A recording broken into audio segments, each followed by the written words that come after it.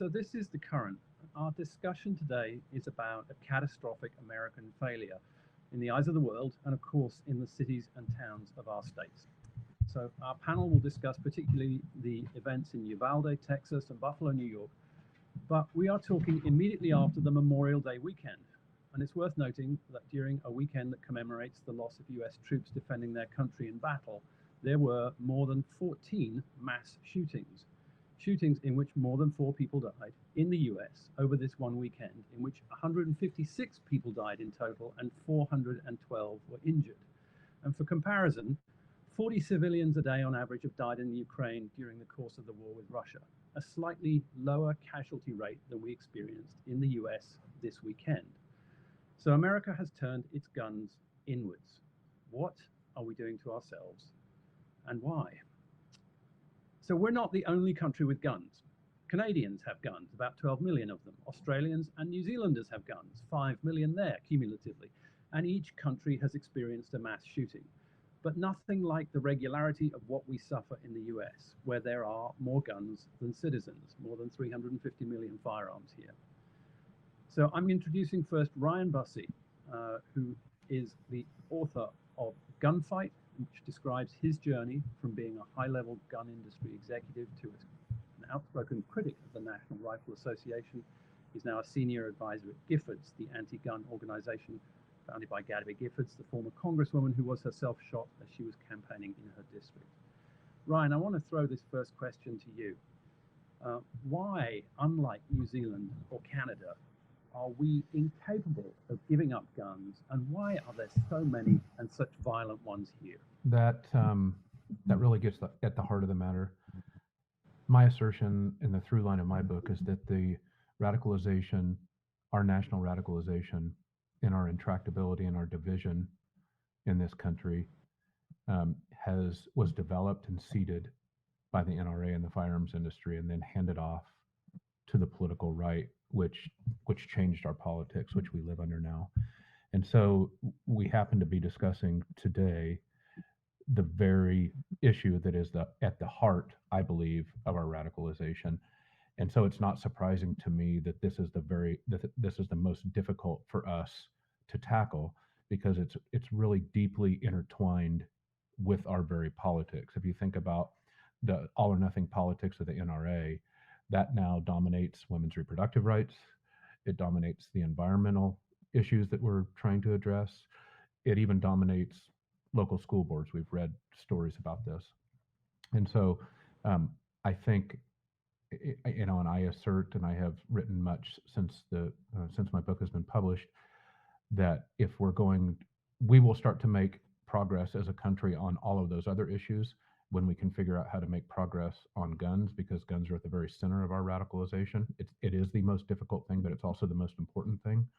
And so I think that's why it's also, why it feels so hard. Let me move on to our other guest today, which is Andy Kroll. So Andy Kroll was the Washington, D.C. bureau chief of Rolling Stone, now an investigative reporter for ProPublica, news organization that exposes abuses of power and publishes hard-hitting journalism. And in September, he will publish A Death on W Street, The Murder of Seth Rich and the Age of Conspiracy. Andy, I wonder if you could pick up the point that Ryan mentioned about the divisions in the country, and talk a little bit about why the country is not just divided, but why it seems that it's ever easier to feed those divisions, why it's easier to drive people apart than to bring them back together again. Thanks for having me, Clive, and it's great to be here with you and to be here with Ryan, whose book I really enjoyed and thought was so important to the debate we're having right now on this talking around the country. I think Ryan is spot on with his thesis, really, that the gun issue drives right at the heart of American politics today, and what feels like an intractable polarization, when it feels like not only do our lawmakers seem unable to find any kind of common ground, any kind of shared language even, on the issue of gun rights and gun control in this country, but also just regular people, voters around the country. Pick a state, you will find people who cannot have a discussion about the Second Amendment, gun control, gun rights, safety in our schools, safety in our homes, because the gulf between us and our neighbors, our friends, our coworkers, you name it, it just feels so big. And it feels so just impassable at this point in a way that it hasn't even 20, 30 years ago. In my book, I think that a lot of this polarization, a big driver of it, an amplifier of it really, is the way that we get our news, the way that we live online, the way that we talk, the way that we get, in basic information to inform, everyday decisions in our lives. That is really a root cause in a way that it has not been, again, predating social media, predating the internet, predating the rise of a media landscape, when people can pick and choose their news, their information, as it fits their pre-existing biases, as it fits the things that they want to know. I see both in my reporting, in the book, in the reporting that I do every day for ProPublica, how no matter the issue, whether it's gun rights, whether it is a presidential campaign, as I write about in my book, whether it is voting, whether it is the environment, you name it, the recurring theme you see in all of these different issues is how the way we get our information and the way we talk to each other has so radically changed in an era when information is cheap, fast, and sorted by not just sort of political ideology, but sorted by almost a kind of tribal affiliation. A team blue, a team red, a team guns, a team not guns. And that is just a sea change in American life. That is a variable, a factor in the way that we live our lives, the way that we experience politics, the way that our government guides the way we live in this country, that just wasn't there 20, 30 years ago. And I think that every one of these issues that you look at, you have to look at the factor of technology, and especially the way technology has changed how we get information and how we communicate with people, because that, I believe, more than anything, really amplifies this polarization. I mean, Americans have always been polarized on different issues. That is something that is deep in our history. That's not new. But when you add in social media, you add in technology, you add in the way that we just absorb and get information nowadays, it just accelerates, it amplifies, it ratchets up this polarization. So that, again, we get to this point on the guns issue in the wake of, not just the mass shootings in Buffalo or in Uvalde, Texas, but the ones, Clive, that you mentioned just over this past Memorial Day weekend. On the back of those, you would think this is a moment to come together. This is a moment where we can find shared language and basic solutions to prevent this from happening. But it's just not happening. And I think that polarization on these issues is driven in large part by technology and social media. So not only do we have a problem, agreeing about anything because we're siloed into our social media. I was going to ask Ryan, maybe if as a former executive at a company that made guns, sold guns very successfully, where's the media landscape where was your media landscape when you were a gun guy? Did you fall into one of these silos? Did you fit a certain kind of pattern? Early on in my career, I detail, an early story, probably from say 1996 or 7 or 8, somewhere in there, and I felt like I was siloed. And this predates so many of the things, the technologies that we're discussing.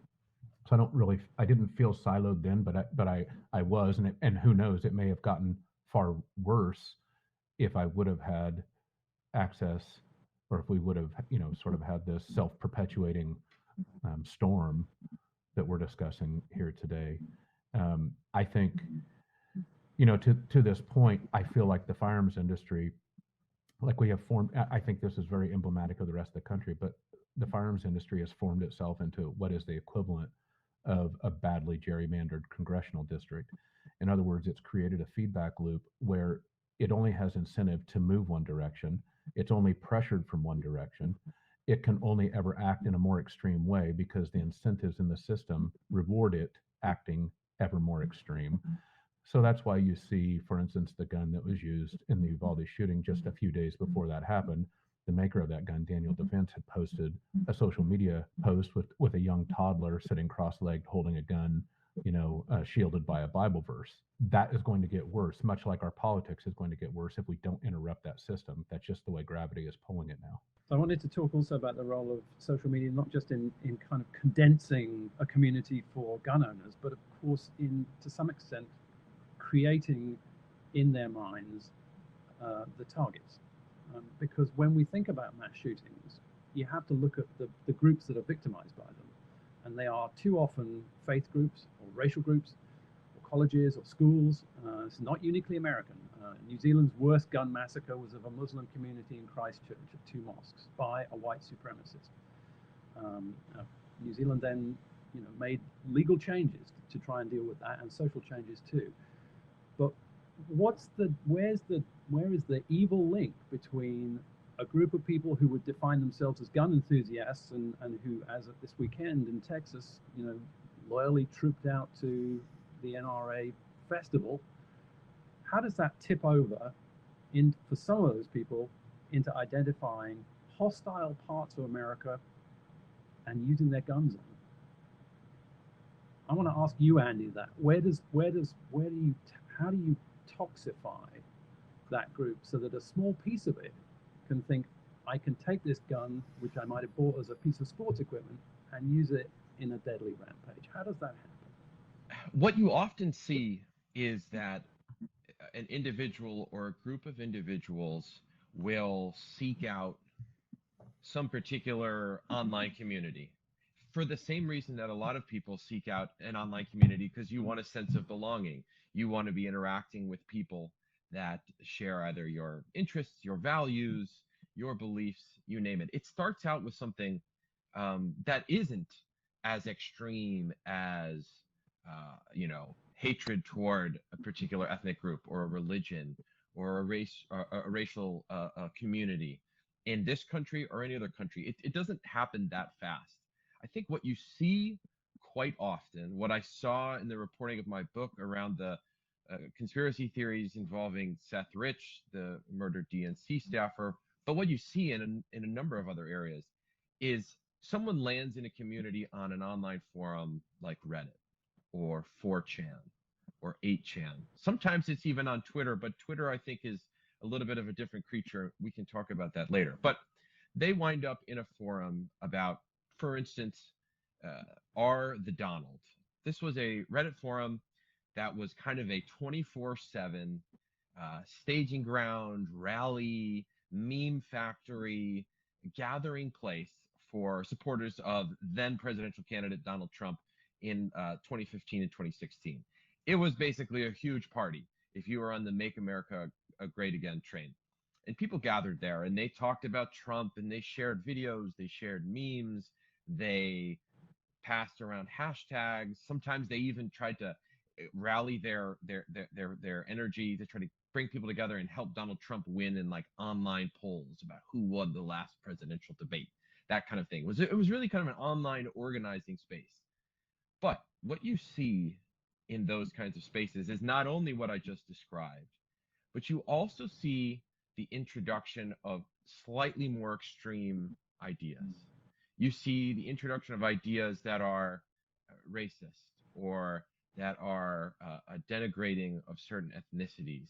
And you see people filter from a community like Are the Donald into a more sort of vulgar, extreme online space like 4chan, or from 4chan to 8chan. There's this sort of escalation that happens.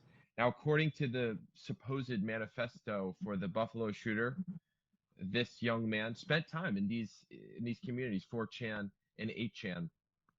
And what you do there is you're just reading, you're commenting, but really you're absorbing an increasingly extreme amount and really style of online content.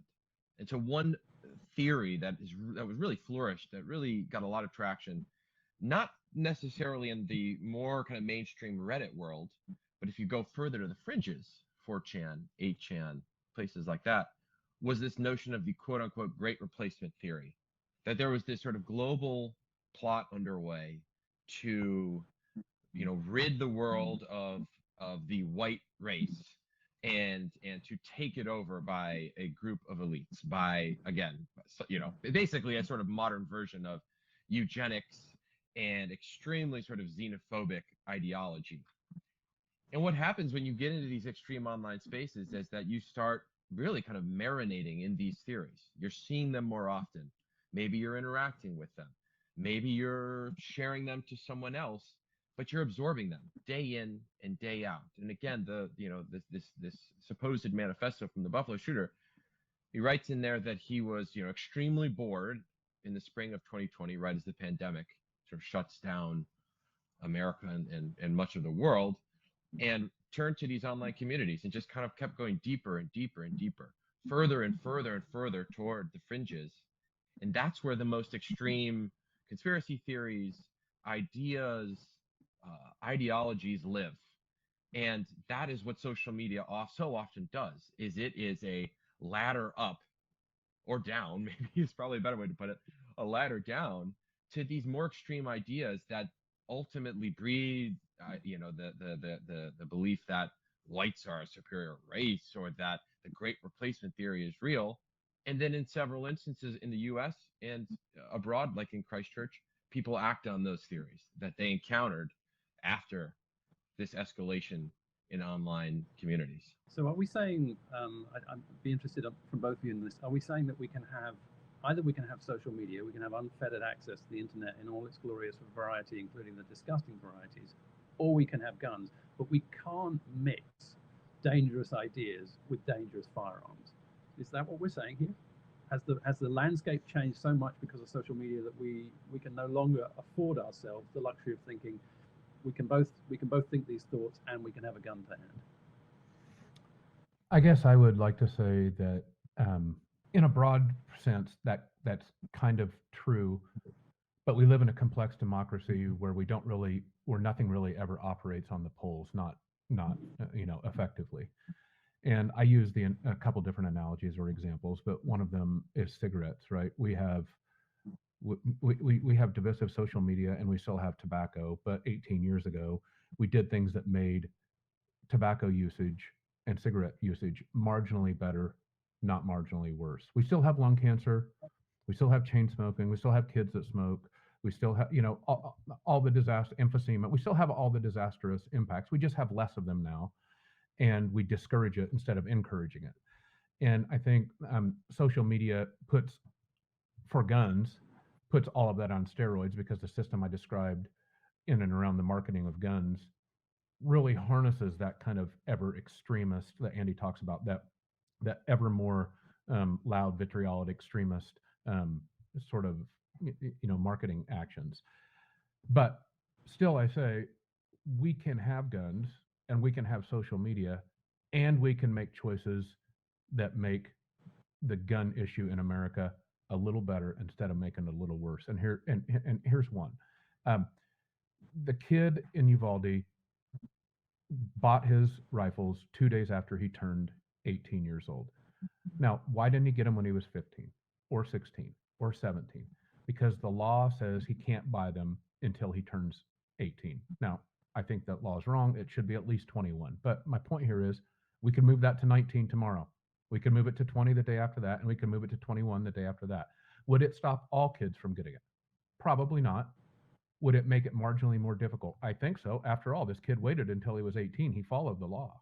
So you see there, I don't think we're going to make it go away. I don't think there is a solution.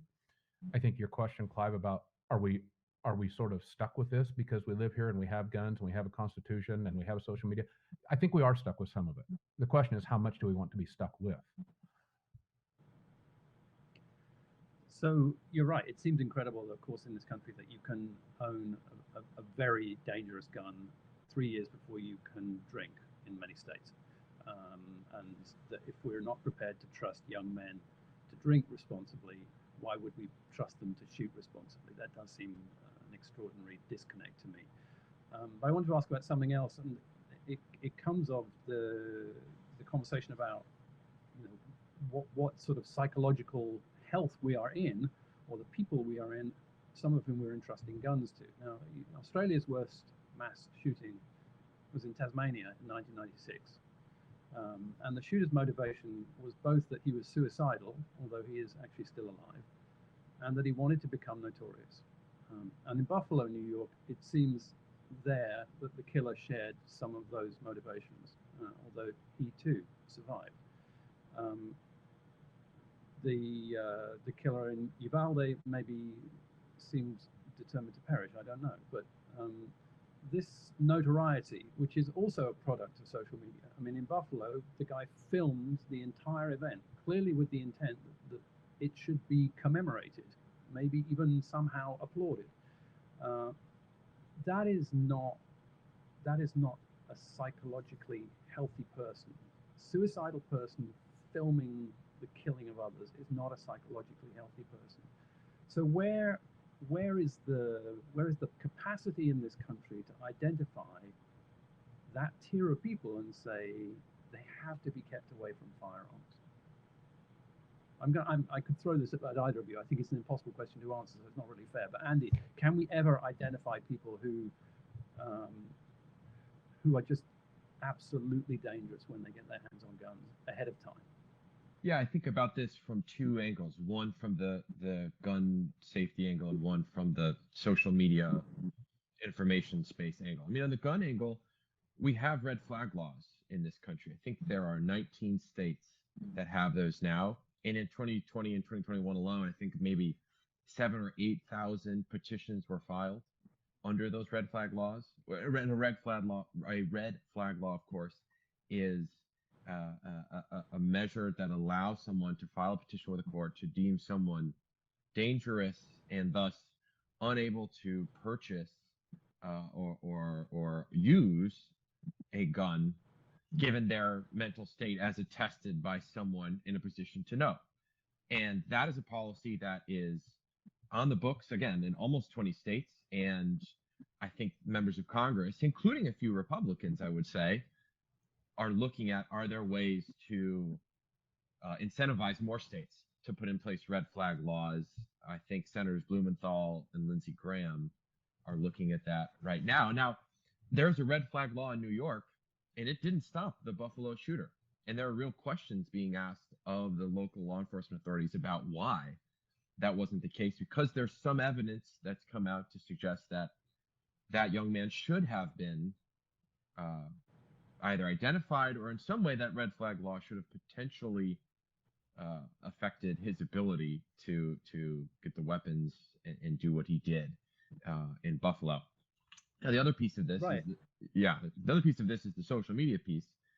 And that is, as you say, Clive, that is an instant fame machine for someone who, say, wants to live stream a mass shooting, as the shooter in Buffalo did. And of course, the shooter in Buffalo in many ways was mimicking, copying the shooter in Christchurch, New Zealand, who killed dozens of people at a mosque there.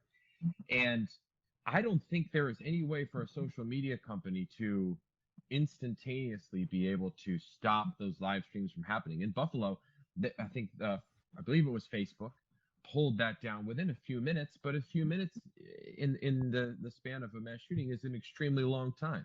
There's so much content being put on these platforms. There's so many live streams going up at any one moment that it's hard to see if even the biggest, wealthiest social media company in the world being able to stop that from happening. So it feels like there has to be some other policy solution to this issue, because I just don't think the social media companies time and again have shown themselves able to respond quick enough or to preempt these kinds of attempts to become infamous for acts of gun-related violence. The companies don't seem capable of doing it, and the solution feels like it has to come from somewhere else. Clive, I want to mention something here. You asked earlier if we're just predestined to we can have this or we can have that, but we can't have, what it seems like we want, which is peace and tranquility. I didn't quite buy into that assertion, but I will posit this assertion. We cannot live in a country that has this sort of runaway maximum freedom that we seem to be rushing towards, and also care about, the freedom and safety of innocence. And sort of sort of to Andy's point, I think like more could be done with social media, with red flag laws, with digital security, with mining the social media of troubled people out there to find out. But it's not going to be done without some infringement on what we consider to be our liberties right now. There is this movement afoot in the gun world called Second Amendment absolutism, which means literally nothing can be done. Literally nothing can be done that will slow down the attainment of more weaponry. In other words, that freedom has to be absolute and maximum. And I think there's often pushback on red flag laws from civil liberties folks who say you can't do this because somebody somewhere, some innocent person is going to get caught up, or you're going to infringe on the civil liberties of somebody while instituting or going after these red flags. And the answer to that, my answer is yes. There is going to be infringement. You can't have maximum freedom and try to do these things. That is literally unattainable. So there was an interesting example this weekend of the police arresting a 10-year-old boy who had talked about committing a shooting, and he allegedly did it as a joke. So I guess my question to you, Ryan, is that should go on his record. Should that go on his record? And when he gets to 18, were he to apply to be a gun owner, should he be refused on the grounds that as a 10-year-old, he, this is his version, made a joke about being a shooter? Do we now say, okay, the precautionary principle has to move, and that anybody, whether in a moment of levity or stupidity or what, anybody who has suggested that they might actually consider being a shooter should be denied a gun? So I don't know that particular instance. I obviously don't know the 10-year-old boy, and I've had two sons that have been 10 years old, so I understand what can happen. Me too. Yep. I will say this. I think it's exceedingly important that we do that actually for a while in this country, and maybe forever, if for no other reason than to reestablish the social norm of decency, which we have shredded. I know we've all lived here. Andy has reported on all of these things. He can attest to, like, norms, lines which polite society would not even discuss 1, 2, 3, 4, 5 years ago have been like completely trashed. We have to figure out a way to reestablish those norms. And I think those norms get reestablished when we make it very painful to cross them. And that would be a good example. Like the next few 10-year-old boys or 12-year-old boys who hear about this, like, man, don't do that. That's bad stuff. And we've lost that. We don't seem to castigate people for that. And the firearms industry has done the same thing. The way they market now, things that would have never been done 2, 3, 4, 5 years ago. Toddlers with guns and Bible verses, like that. We have to reestablish that norm. And the assault weapons ban, I will say, to jump way back, the assault weapons ban largely did that. It established a norm. There were lots of holes in it. In fact, the rifle that was purchased by the kid for Buffalo was a gun that was made during the assault weapons ban. In other words, people think that the assault weapons were banned. No, they weren't. That kid bought one. It was built during the assault weapons ban. But what the assault weapons ban did is establish a norm for the rest of society where we did not propagate them like we do now. When we looked at the events in Uvalde, Texas, especially, there was total confusion from law enforcement. And it's clear that was not an optimal response to the catastrophe in the school. But we, at the same time, have become familiar with the phrase suicide by cop. It's somebody who creates a situation in which they expect to be killed by a police officer returning fire. It's extraordinary that such a phrase should exist. And we've made so many situations almost impossible for law enforcement because of the prevalence of guns and because of the situations in which they can turn up. So I'm wondering if what Uvalde suggests is that we've created an almost ungovernable country. Not only is there freedom to buy extraordinarily powerful weapons, but law enforcement, given those weapons, no longer knows how to respond. the protocols don't work. They end up handcuffing parents to stop them trying to save their children, which just seems the weirdest moral back to front you could possibly imagine. I speak as a parent, you know. So have we made it impossible for cops in this country? Have we created just a nightmare for them?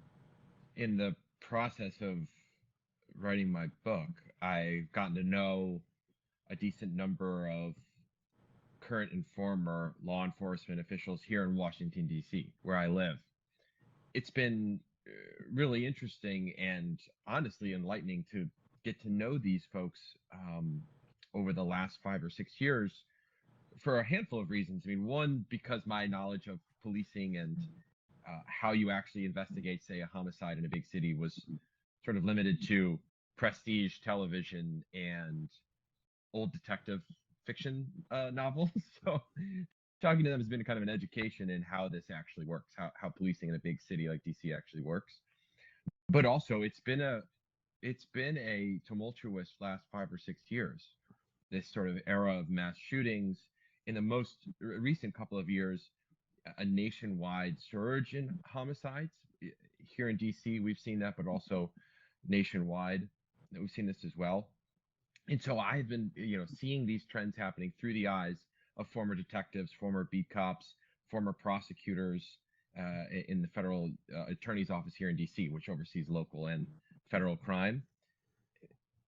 I've heard a couple of different themes, or I've heard a lot of things from these law enforcement folks that fit into a couple of different themes. One is, yes, it feels like there are more guns on the streets than ever, and that as a cop or as a prosecutor, the job feels more dangerous now than it has in decades, really. And I've heard that from, again, beat cops. I've heard that from detectives, heard that from prosecutors here as well, that there is a sense of the community that they are policing, protecting, in some cases prosecuting, is more highly armed than ever before, and that you never know if you're going to walk into an apartment or a house or some other location in the city, and someone is going to be standing there with an AR-15, more or less a weapon of war that is legal on the streets of these countries, the states here in this country.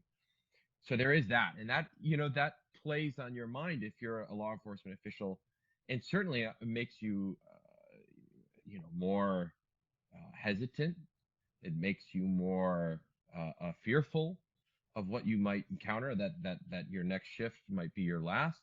It really has changed the mentalities, and in some places the cultures of law enforcement departments, at least according to the people that I've been talking to for a couple of years now. The interesting flip side of this too is you've also seen law enforcement departments around the country taking advantage of programs that allow them to acquire equipment, weapons, protection, communications gear from America's wars abroad. And there was for a long time a sort of partnership program between the Pentagon and police departments around the country, where you were seeing, armored vehicles and other kinds of really weapons of war making their way from Iraq or Afghanistan to the streets of Baltimore or the streets of Portland, Oregon, or the streets of Chicago. And that obviously creates all kinds of problems because the police don't look like police anymore. They look like soldiers. And they're, sitting behind an armored vehicle rolling down the streets of Baltimore, which creates all kinds of tensions with the communities that they are supposed to be a part of and protecting.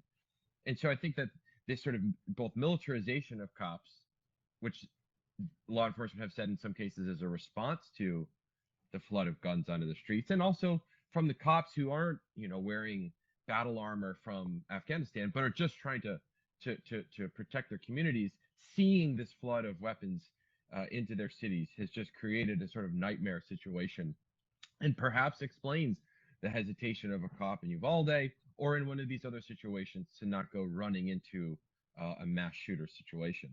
So I want to ask you guys the even more impossible question, which is, if there's anything we can do to make this less a part of our lives. I think the three of us certainly would love to live in a country where there were not mass shootings. I can't believe there's anybody who wants to live in a country where there are mass shootings, but there are clearly some people who are prepared to roll the dice. Seems to be the simplest gun control law that we could pass to limit mass shootings in the US whilst retaining the Second Amendment, if we have to, would be to ban gun sales to men. Of all the mass shootings since 1982 in the US, only 3 have been with women holding the trigger. So why don't we do that? Why don't we make them the risk group? Why don't we say no men can own a gun? Second Amendment is still in force. If you need to, raise a militia, then by all means do, but it's wives and girlfriends only. And why are men more dangerous than women? What have we done here? Clive, maybe you've got a book idea there. That would be an interesting one. Obviously, and I write much in the book about the degree to which this sort of faux patriotism, masculinity has been wrapped up and then adopted the symbol of AR-15. Some handguns as well, and much, if not most, of the handgun violence and tragedy in our country is perpetrated with handguns, not long guns, not rifles. The most visible ones, the most heinous ones, are often with AR-15s, but the mass numbers of them are with handguns. But to your point about men, and I mean, I think you kind of jest, but your point is well taken. There is, look, nothing upends the social contract or general societal civility like placing a gun in somebody's hand. That's why the people who invade the Michigan Capitol, like, they didn't bring soup spoons, they brought loaded AR-15s. Why? Because, you're instantly more powerful. You're instantly more masculine. Your opinion is instantly the most important in the room when you have a loaded gun. And we as a society have done something to make a segment of almost all male society wish for that to happen. Rolling that back is going to be no small task, but I think your point about how prevalent it is square on the money. Is there anything else we could do? I mean, I was being somewhat facetious because I didn't think it would happen, but if you're a statistician, you look at where do these events come from? What are the risk factors that make them happen? And as I say, since 1982 to the present day, only 3 mass shootings have involved women. So men would seem to be a risk factor, but there must be other ways that we could think about limiting hazardous materials. If we were talking about nuclear waste, we've got laws up the wazoo about what you have to do with nuclear waste so that you and I don't encounter it on our walk home or to the school. So why can't we legislate effectively around guns? Again, because it's at the very heart of our national politics. Like, our national political division is formed up and around this gun issue. Like, it's not just the gun issue we're dealing with. In dealing with the gun issue, we're literally tackling our national political morass. And if that sounds daunting, it's because it is daunting. What I would say is, the good news as I see it, if you could call it good news, is that there's no shortage of good ideas out there in discussion, some of them in legislative bill form here in Washington and in the States, that would reduce the gun violence problem in this country. Even if you go back and look at the federal assault weapons ban passed in 1994, that had an effect. That has been studied by academics and experts, and it did have an effect reducing gun violence in the 10 years that it was around before it was allowed to sunset in 2004, and again has not been renewed since. I don't think it's a lack of policies that would work. Banning men from getting guns, I think the courts might have a little issue with that, but I take the point for sure, and I think the statistics there are incredibly telling about the sort of notion of toxic masculinity in this country. If you want an example of what toxic masculinity is at your next dinner party when someone questions it, they need to use your statistic, Clive. but the ideas are there for guns. The policies are there for guns. This is a political problem. It's a political problem at the grassroots level, the state level, and at the federal level. And that's where I see the connection over, building on what Ryan said, to the sort of deeper issues with democracy in this country, with how people get their information, how they decide who to vote for, the lines drawn for who they even are voting for, say in a congressional race or a state level race. The problems are there.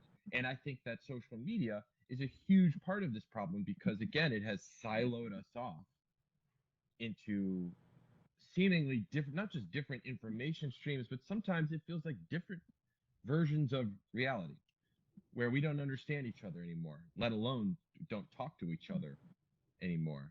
And there are things you can do there. The solutions are harder, but they're there. I mean, I think a great example of something to look at on that informational social media side is a better understanding of and a regulation and oversight of how the social media companies' central algorithms work.